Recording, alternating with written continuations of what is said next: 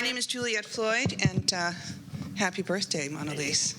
Thank you to Mona Lisa and to Lucille for reaching out to Aki and I, who were neighbors in Cottage Farm in Brookline. So I'm happy to see my subject, philosophy, being done.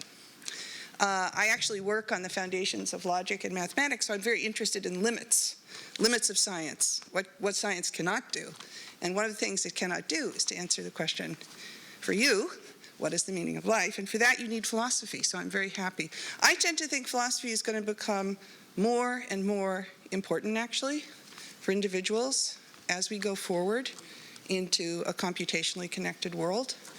I think we shouldn't underestimate how important it's going to be. And I'm a scholar of Alan Turing.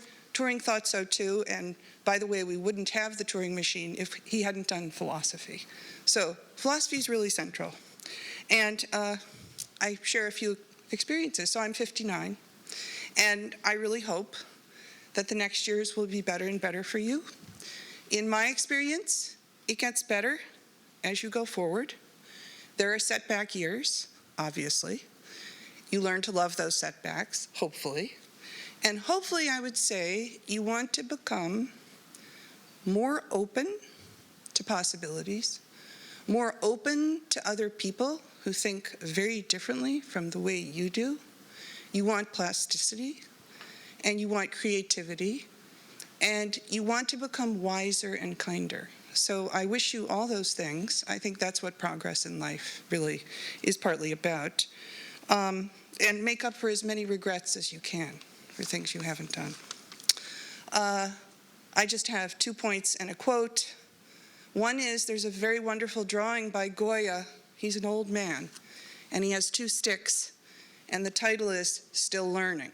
So for me, any day I learn something really worth knowing, that's a great day.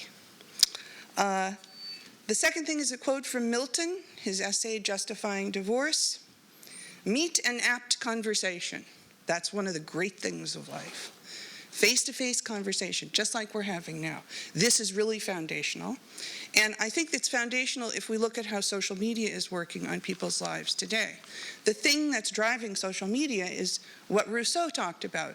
We all want to be recognized by someone who's worthy of being recognized by, who sees us as worthy of recognition. That's what makes people go. That's what makes all of us go. And so people are really important. I totally agree with that. But also not losing yourself is really important. So part of progress is not becoming too conformist. I think that's very important. So some of the philosophers who've meant a lot to me, Thoreau, Wittgenstein, Turing, I think this is what moved them in many ways. So that's the main point. Philosophy really matters, and I'm happy we're doing this, and I want you to do more of it, and it's a wonderful thing. And I'll just stop with a quote from Wittgenstein. If by eternity is understood not endless temporal duration, but timelessness, then he lives eternally who lives in the present. Our life is endless in the way our visual field has no limit. Life has no limit. So here's to limitless life. Awesome. Don't leave just yet. Don't leave just yet. I have at least one question. So if others have questions, please come up to the microphone. Yes. Lovely, and thanks for ending with that quote. I know that it came up during dinner from your amazing husband, so I'm delighted that you brought it up for the whole group here. As you know, MIT is starting this College of Computing. And one of the tenets, one of the foundational principles is interconnections between computer science and computing to the rest of the institute. And one of the most foundational aspects of these connections is, in fact, ethics. Right. My question to you is, how much have we done wrong, and how much have we done right, if anything, in computer science and ethics? It's excellent. So as Turing anticipated, computer science is becoming part of social science. It's becoming part of everything.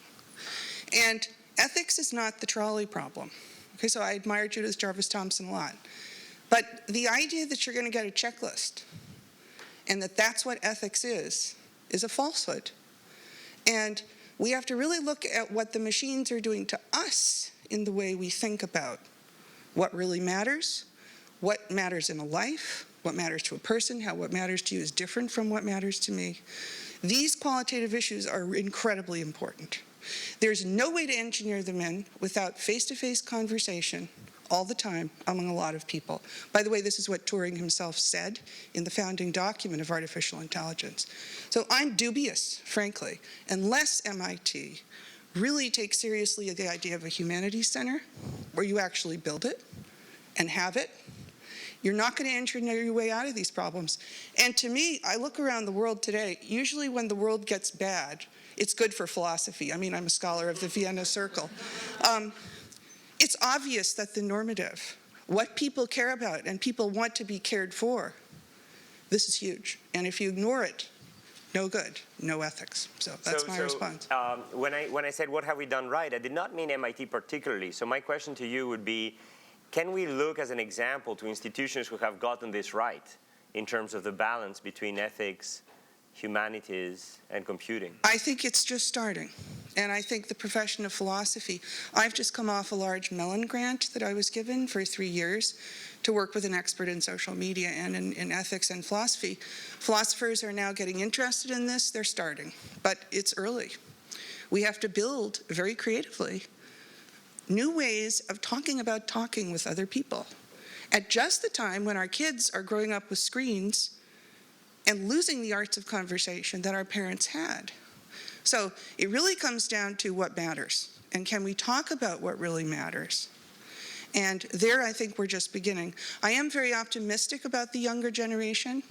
I think that they really like to talk about what's happening to them, but there is no substitute for sitting them in a classroom and talking about what it means to them. So that's why I'm very happy to see the meaning of life being discussed, because you can't get out of it. You can't get out of it.